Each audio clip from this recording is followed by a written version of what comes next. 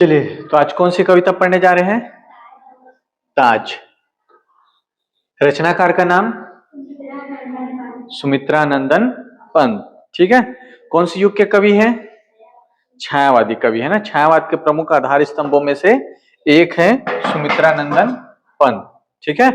चार आधार स्तंभ है छायावाद के, कौन कौन है? जयशंकर प्रसाद, सुमित्रा नंदन पंत, सूर्यकांत त्रिपाठी निराला और महादेवी वर्मा।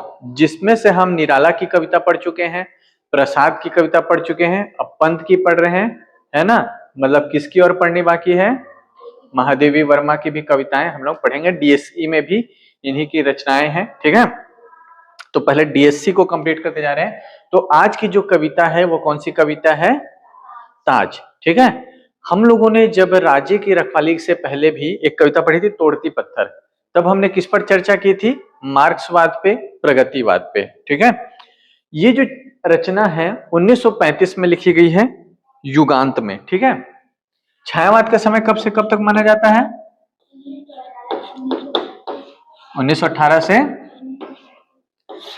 अब ये जो रचना है 1935 में है, मतलब छायावाद के आखिरी समय में, अंतिम चरण में। समझ में आ रहा है? और जिस रचना में संकलित है उसका नाम क्या है? युगांत। ये जो कविता है कौन से संकलन में संकलित है? युगांत। युगांत को यदि हम देखें तो युगांत का अर्थ क्या होता है? युग धन अंत। मतलब एक युग का क्या हो रहा है? अंत हो रहा है। समझ में आ रहा है? तो कहीं ना कहीं यह संकेत है कि सुमित्रा नंदन पंत छायावादी प्रवृत्ति को छोड़कर किस ओर अग्रसर हो रहे हैं? प्रगतिवादी प्रवृत्तियों की ओर अग्रसर हो रहे हैं। ठीक है। लगभग तीनों कविताएं हमने पढ़ी, प्रगतिवादी चेतना की है, आपकी तोड़ती पत्थर हो गई, फिर राजे ने रखवाली की, और आज जो हम पढ़ने जा रहे हैं ताज कविता। ताज से तात्पर्य है ताजमहल। ठीक है। ताज कविता में ताज किसके लिए प्रयुक्त है? ताजमहल। ताजमहल क्या है? किसने बनवाया था? शाहजहां ने बनवाया था। किस लिए बनवाया था? हाँ, मुमताज की याद में। तो कहीं ना कहीं प्रगतिवादी दृष्टिकोण से देखिए तो एक बार फिर से समाज कौन से दो वर्गों में बटा हुआ है? पूंजीपति वर्ग और सर्वहारा। ठीक है। तो उस दृष्टिकोण से बात करें तो जो शाहजहां है वो किसका प्रतीक होंगे? पूंजीपति का ना। साधन, सत्ता, सत्ता भी है, साधन भी है, सब कुछ है। शोषक वर्ग का प्रतीक होंगे पूंजीपति, मतलब शोषक, शोषण करने वाला। ठीक है। तो यहां पर जो ताजमहल है वो किसके द्वारा बनाया गया? एक पूंजीपति या शोषक वर्ग के द्वारा बनवाया गया। प्रगतिवादी चेतना है, मतलब ताज के प्रति मन में क्या होगा? आक्रोश होगा, घृणा होगी, और जो समर्थन है वह किसके प्रति होगा? शोषितों के प्रति। ताजमहल के बारे में आप लोगों ने एक प्रसिद्ध कहानी सुनी होगी कि ताजमहल बनवाने के बाद जितने मजदूरों ने बनवाया था उन सबके हाथ क्या करवा दिए गए थे? कटवा दिए गए थे। समझ में आ रहा है? तो शोषण से बना, कितने सालों की मेहनत से बनाया, फिर उनके हाथ को काट दिए गए। समझ में आ रहा है? ऐसी कहानी प्रचलित है। वास्तविकता क्या है वो अभी भी संदेह के घेरे में। कुछ लोग कहते हैं हाथ काट दिया गया मुहावरा है, हाथ काट दिया गया मतलब उनको कॉन्ट्रैक्ट दिया गया कि इसके बाद दोबारा कोई काम ना करे, तो भी मजदूरों के हाथ काटने के समान है। और कुछ लोग कहते हैं कि वास्तव में हाथ काटे गए थे। उस बहस में नहीं पड़ना है, हमको देखना है ताज कविता किस पर आधारित है? ताजमहल पर। उसी ताजमहल पर जिसको बनवाया था शाहजहां ने अपनी बेगम, मृत बेगम की याद में। ताजमहल क्या है वास्तव में? एक, हाँ क्या बोल रही हो? सपना बोलो। हाँ, मकबरा बोलते हैं ना, जो इस्लाम धर्म में जैसे दफनाते हैं, है ना, और उसके ऊपर जो संरचना बनती है उसको क्या कहते हैं? मकबरा कहते हैं। ठीक है। तो ताजमहल वास्तव में क्या है? मकबरा है। किसकी? मुमताज की।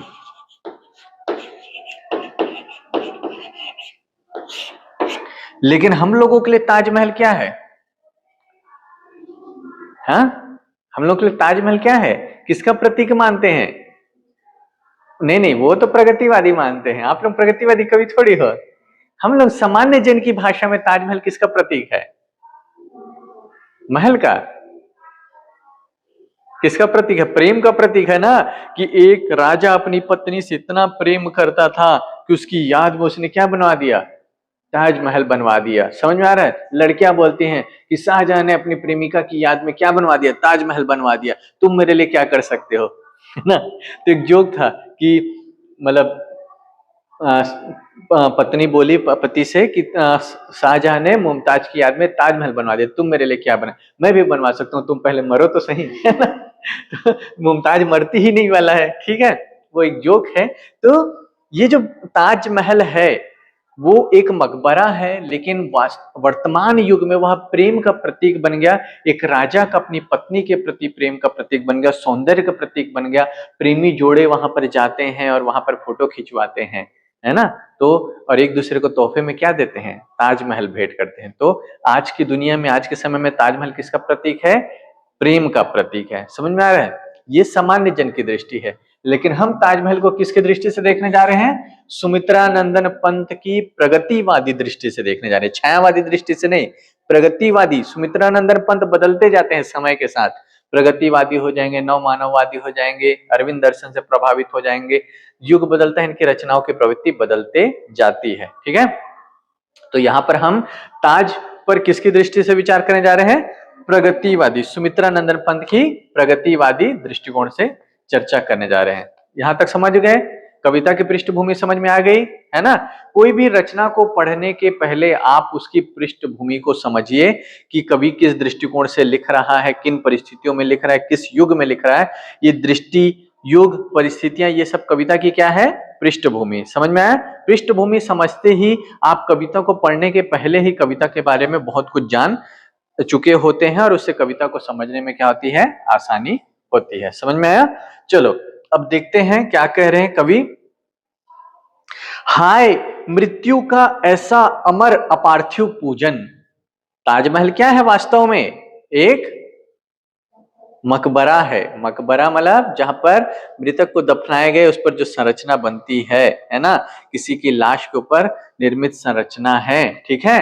तो अब पहले ही लाइन में हाय, हाय मतलब रुदन, ठीक है। किसी को देखकर हाय कहते हैं ना दुख से, तो ऐसे ही कह रहे, ताजमहल को देखकर वाह ताज वाह नहीं कह रहे हैं, प्रसन्न नहीं हो रहे हैं, उसको देखकर ठंडी आहें भरते हुए कह रहे हैं, विषाद मन से कह रहे हैं, हाय मृत्यु का ऐसा अमर अपार्थिव पूजन।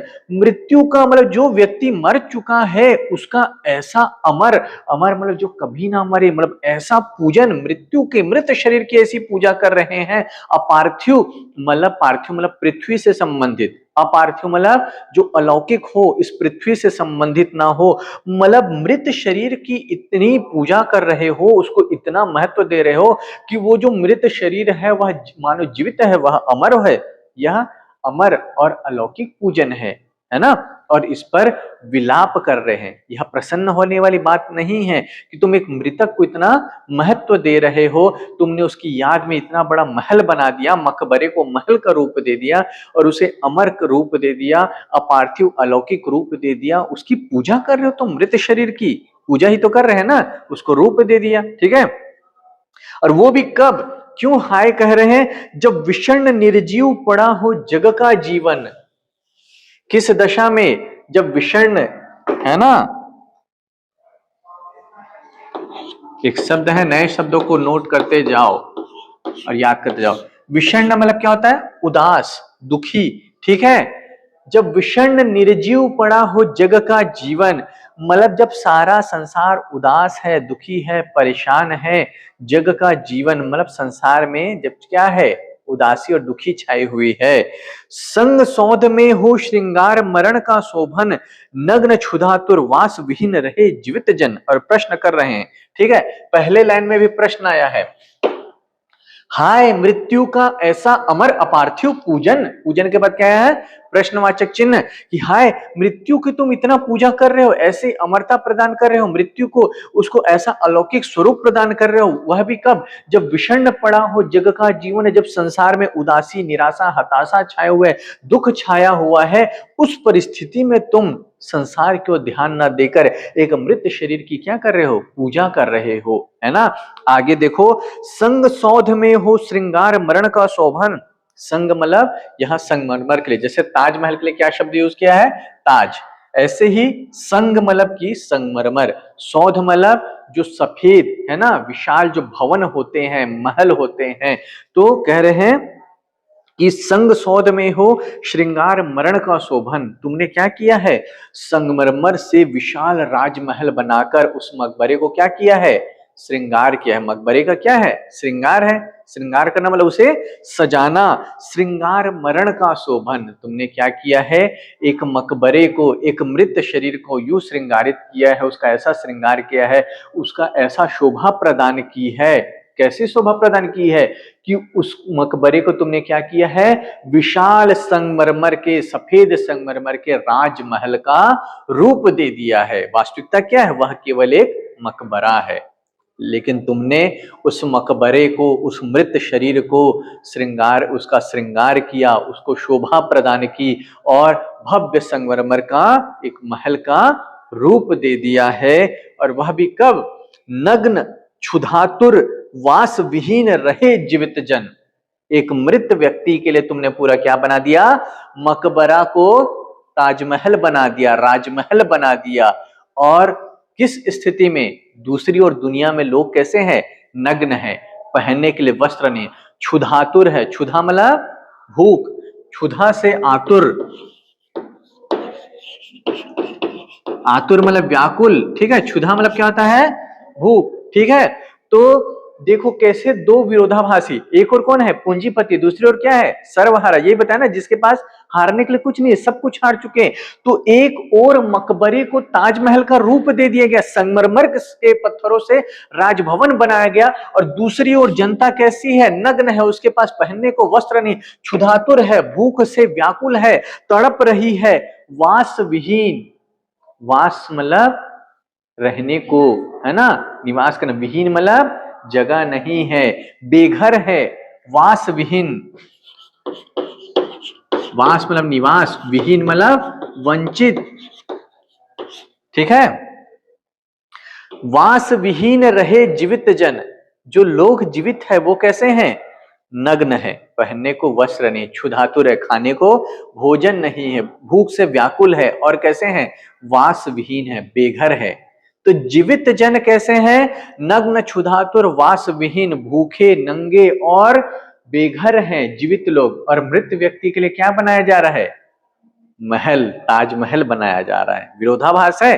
घर की जरूरत किसको है, जीवित व्यक्ति को है, मृत व्यक्ति को है, जीवित व्यक्ति को है ना। जीते जी आपको छत की आवश्यकता पड़ेगी ना, धूप से बारिश से बचने की, मरने के बाद क्या है ना।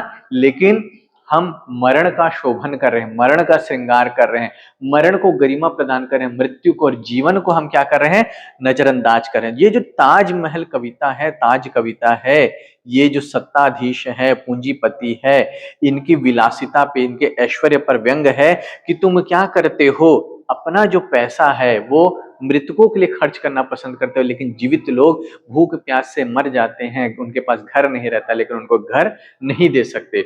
ये जो पंक्ति जब मैं पढ़ता हूँ, ये वास विहीन रहे जीवित जन, तो मुझे बड़े बड़े मॉल्स के जो वॉशरूम रहते हैं उनको याद करता हूँ। जब आप किसी मॉल में जाएंगे, आप देखिएगा वहां वॉशरूम में जैसे प्रवेश करेंगे, इतना शानदार लाइटिंग रहेगा, इतना बड़ा कमरा रहेगा, वहां कई लोग रह सकते हैं, है ना। लेकिन वो क्या है, एक शौचालय है।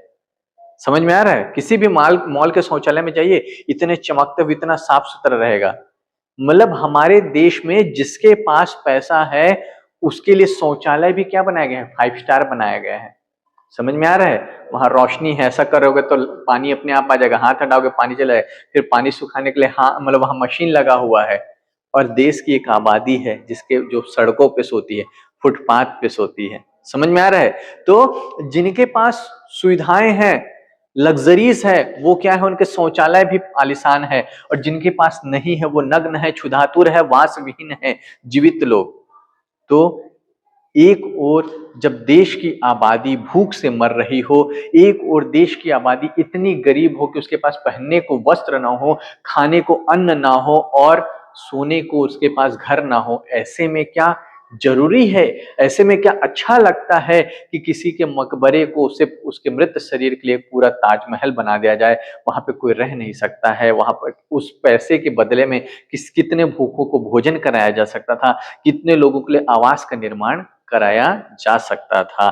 तो इसलिए ताजमहल को देखकर आहें भरते हैं, वो विलाप करते हैं और कहते हैं जब जग जीवन उदास पड़ा है, संसार में इतनी उदासी, भूखमरी, गरीबी छाई हुई है, तो मृत्यु को इतना श्रृंगार, इतना शोभा, इतनी गरिमा कैसे प्रदान कर सकते हो? क्या यह सही है ना? जीवित जन में भी प्रश्नवाचक। तो जब प्रश्न होगा तो कविता में कौन सा अलंकार होगा?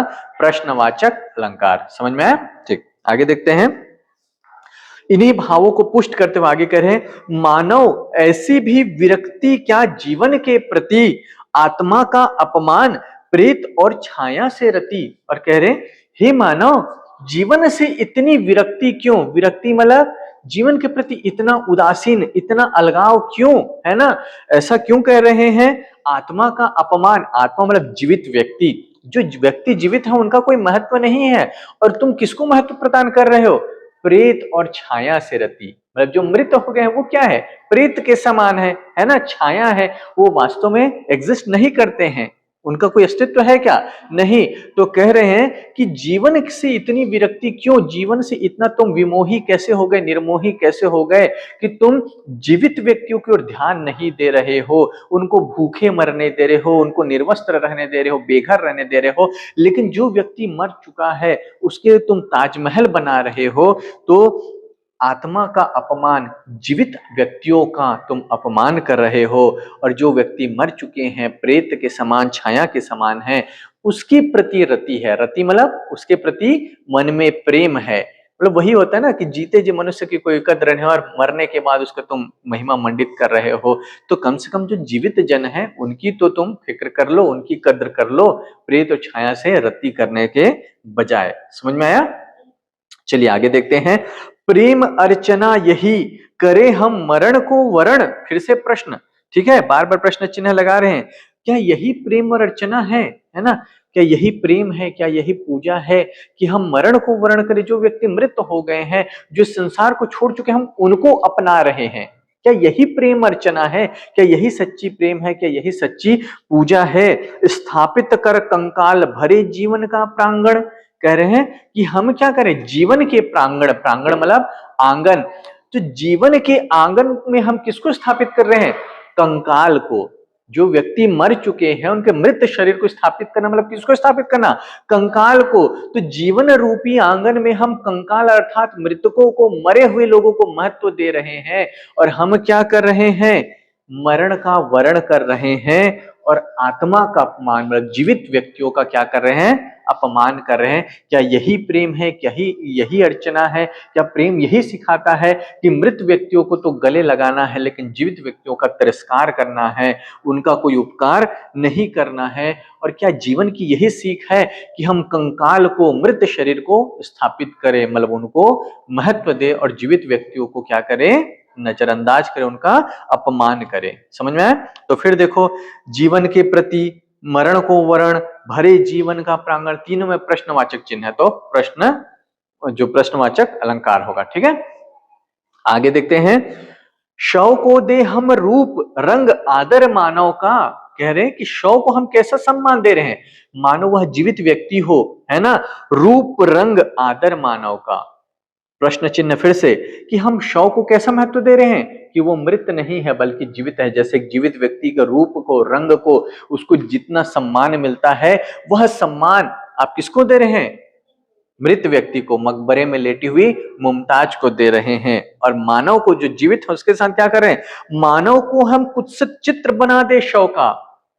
जो शव है उसको मानव मान रहे हो, मानव के समान, जीवित व्यक्ति की तरह उसको रूप गंध, उसके सम्मान, उसका सम्मान कर रहे हो। और जीवित व्यक्ति के साथ आप कैसा बर्ताव कर रहे हो? मानो वह मृत शरीर हो। मतलब आपको जो जीवित व्यक्ति है उसको देखकर आपके मन में करुणा या सहानुभूति जागृत नहीं हो रही है। किसी को भूख से तड़पते हुए आपके मन में यह नहीं आ रहा है इसे भोजन दे दे, लेकिन जो व्यक्ति मर चुका है उसके साथ आप ऐसा बर्ताव करें जैसे वह जीवित है। मतलब विरोधाभास है, आप जीवित के साथ मृत व्यक्तियों वाला बर्ताव कर रहे हैं, और मृत व्यक्ति को कैसा मान सम्मान दे रहे हैं? जैसे वह जीवित है। समझ में आया?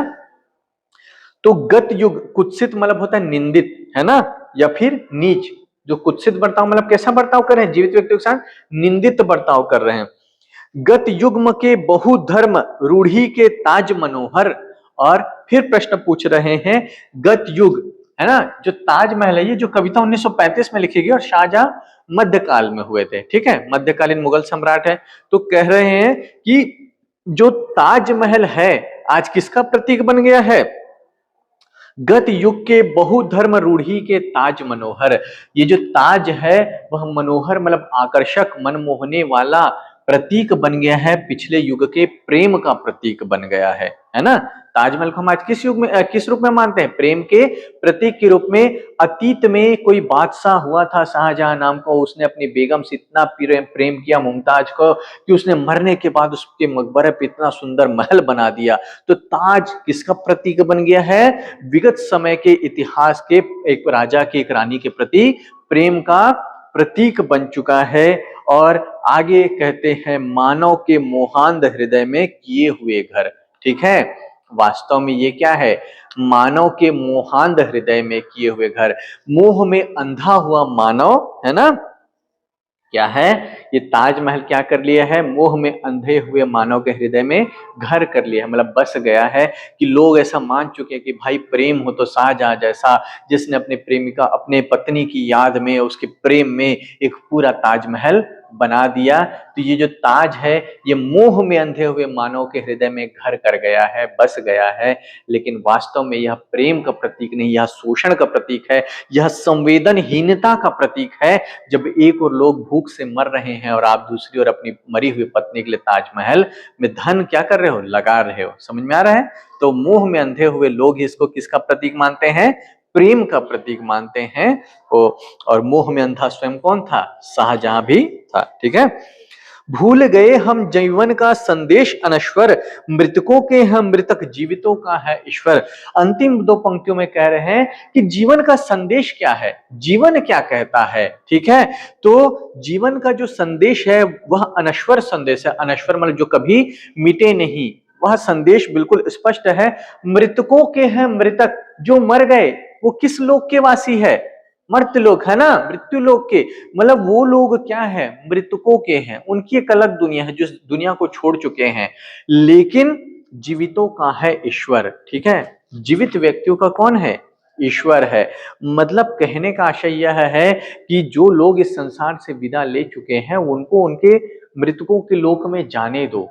जो जीवित व्यक्ति है उनमें ईश्वर का वास होता है, उनके प्रति आपके मन में सहानुभूति होनी चाहिए, उनको इस तरह से पूजना चाहिए मानो वो ईश्वर है। क्योंकि आत्मा मृतकों में नहीं निवास नहीं करती, है ना। आत्मा मतलब हम सब किसके अंश है, ईश्वर के अंश है। परमात्मा का अंश क्या है, आत्मा है। तो जो जीवित है वो ईश्वर का क्या है, एक छोटा रूप है, साक्षात रूप है। तो इसलिए कह रहे हैं मृतकों के हैं मृतक, जो मर चुके हैं वो मृतकों के हो गए हैं, लेकिन जीवितों के हैं ईश्वर। ईश्वर किसमें वास करता है, जीवितों में। आपको किसके प्रति सहानुभूति होनी चाहिए, किसके प्रति करुणा होनी चाहिए, जीवितों के प्रति। मतलब जीवित व्यक्तियों की उपेक्षा नहीं करनी चाहिए मृत व्यक्तियों के लिए। अगर आपको किसी पर धन खर्च करना है, किसी को मान सम्मान गरिमा प्रदान करनी है, तो किसको प्रदान कीजिए, जीवित व्यक्ति को कीजिए। मृत व्यक्ति के लिए इतना धन साधन सब खर्च करना अनावश्यक है। समझ में आ रहा है। तो ये कविता है जो बताती है कि किस तरह से जो सत्ताधारी वर्ग है वो अनावश्यक चीजों पर खर्च करता है, लेकिन, है ना, शान बान शानो शौकत में खर्च करते हैं। रामधारी सिंह दिनकर की एक ऐसी पंक्ति है कि स्वानों को मिलता दूध, है ना, और वस्त्र, भूखे बालक अकुलाते हैं, है ना, और जाड़े की रात में माँ की पेट से चिपक रात बिताते हैं। ऐसा कुछ कि श्वानों को, श्वान मतलब कुत्ता, अमीर लोग क्या करते हैं, कुत्ते को दूध पिला रहे हैं, वस्त्र कपड़े पहना रहे हैं। और एक और समाज का ऐसा कुनबा, ऐसा वर्ग है जहां ठंड की रात में माँ से चिपक कर जाड़े की रात बिता रहे हैं, मतलब उनके पास ओढ़ने के लिए गर्म कपड़े भी नहीं है। तो समाज की ये दो विरोधाभासी वर्ग है। एक और है जो मृतक पत्नी के लिए ताजमहल बना देता है, और दूसरी ओर ऐसे भी लोग हैं जो जीवित पत्नी के लिए एक घर तक नहीं बना पाते हैं, क्योंकि उनके पास वो साधन नहीं है, अपने बच्चों को खिलाने के लिए भोजन नहीं है। एक अभी जो पंक्ति है वायरल हो रही है सोशल मीडिया के जमाने में कि ताजमहल को क्यों मोहब्बत का प्रतीक माने, अगर मानना ही है तो दशरथ मांझी मार्ग को मानो ना। दशरथ मांझी वो व्यक्ति था जिसकी पत्नी इसलिए मर गई कि उसके समय पे एम्बुलेंस नहीं आ पाया और जो नजदीकी अस्पताल था उसको जाने के लिए पूरा पहाड़ का चक्कर लगाकर जाना पड़ता था। पत्नी की मृत्यु से बौखलाए हुए उस व्यक्ति ने 15 साल की मेहनत में अकेले पूरे पहाड़ को काट कर रास्ता बना दिया। ये है मोहब्बत, समझ में आ रहा है। और कितने जीवित लोगों का उपकार हुआ उससे, ये दशरथ मांझी है। तो शाहजहां को जानते हो तो दशरथ मांझी को जानना, क्योंकि शाहजहां ने जो ताजमहल बनाया लोगों के काम नहीं आ रहा है, खाली फोटो खिंचाने और देखने के काम आ रहा है। लेकिन दशरथ मांझी मार्ग गूगल में सर्च करना मेरी क्लास के बाद, उस व्यक्ति ने उस पर पिक्चर भी बनी, एक मांझी द माउंटेन मैन। यदि यूट्यूब में अवेलेबल हो या आप लोग देख सकते हैं, उस मूवी को आप लोग देखिए कि कैसे एक व्यक्ति ने, लोगों को लगा ये पगला गया है, जाता था पहाड़ तोड़ता था। पहाड़ कौन तोड़ पाएगा भाई, वो भी अकेला आदमी। लेकिन उस आदमी ने 15 साल में सच में पहाड़ को काट के रास्ता बना दिया, बिना जेसीबी के ना, बिना वो बड़े बड़े मशीनों के, छेनी हथौड़ा लेके पहाड़ को काट डाला दशरथ मांझी ने। ऐसे लोग हैं। ये होता है प्रेम। प्रेम मतलब जो दूसरों का उपकार करे, जो जीवितों का उद्धार करे, ना कि मृतकों का महिमा मंडन करे। समझ में आ रहा है। तो इस पर प्रश्न चिन्ह उठाया है ताजमहल पे। सब ताज के पीछे दीवाने हुए पड़े हैं, प्रेम का प्रतीक है। लेकिन सुमित्रा नंदन पंत ने एक अलग दृष्टिकोण से ताज को देखा है, उसे सत्ता और पूंजी के अपव्यय और लोगों के शोषण का प्रतीक बना दिया है। और कहा है कि देश में एक और जब भूखमरी, गरीबी छाई हो, लोग क्षुधातुर हो, जिनके पास रहने को घर ना हो, ऐसे में एक मृतक के लिए ताजमहल या एक भवन बनाना कहाँ तक उचित है, यह एक बड़ा प्रश्न चिन्ह है। समझ में आया। तो ये कविता है जो कंप्लीट होती है। अगली क्लास में फिर एक नई कविता के साथ मिलेंगे। ठीक है, थैंक यू।